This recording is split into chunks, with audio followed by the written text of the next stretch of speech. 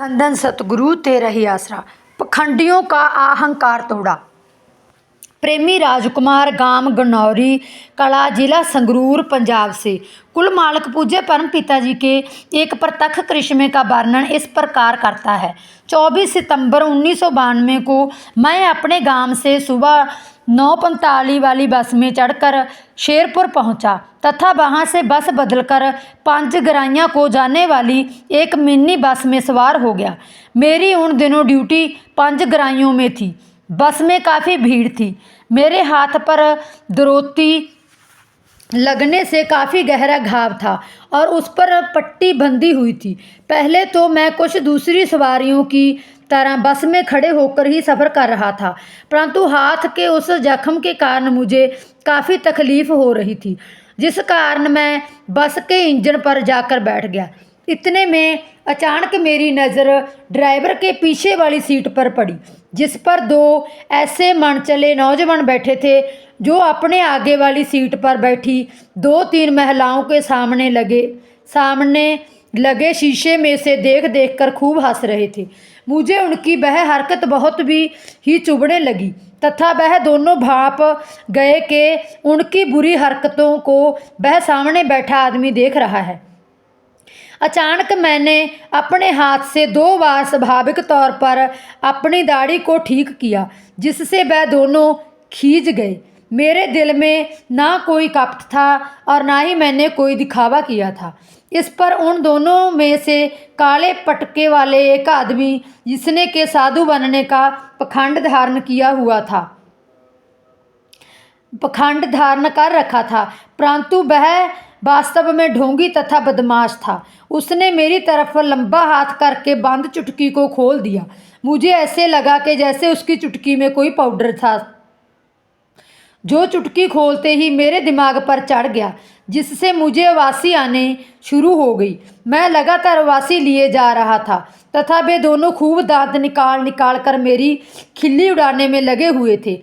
इस प्रकार भरी बस में अपने साथ हुए मजाक को मैं सहन न कर पाया। मैंने अपने प्यारे सतगुरु परम पूज्य पिताजी को याद करते हुए प्रार्थना की, हे सच्चे पातशाह जी, आप तो घट घट के जाननहार हैं। मेरे मन में तो ना कोई छल है ना कपट है तथा ना ही मैंने कोई ऐसी अहंकार वाली बात या कोई दिखावा ही किया है। फिर इन बदमाशों की यह ताकत कि वे आपके इस तुच्छ प्रेमी का मजाक उड़ाएं। शहंशाह जी, इस ढोंगी का वह पखंडी व्यक्ति को आप अवश्य दंड दें, ताकि आम लोग उसके इस झूठे जंतर मंत्र के चक्कर में फंसकर गुमराह ना हों। इतने में सर्वसमर्थ दाता जी ने मुझे अंदर से इशारा किया कि उस व्यक्ति के ख्याल शुद्ध नहीं है, इसीलिए मैंने उधर से अपना ख्याल हटाकर सिमरन में लगा लिया। अब अगले ही पल वाली दो जहान पूज्य परम पिता जी ने मुझे अपने प्रत्यक्ष दर्शन दिए तथा अपना अपार मेहर भरा आशीर्वाद प्रदान करते हुए वचन फरमाया, भाई यह तेरा कुछ नहीं बिगाड़ सकता, बेफिक्र होकर सिमरन करता चल।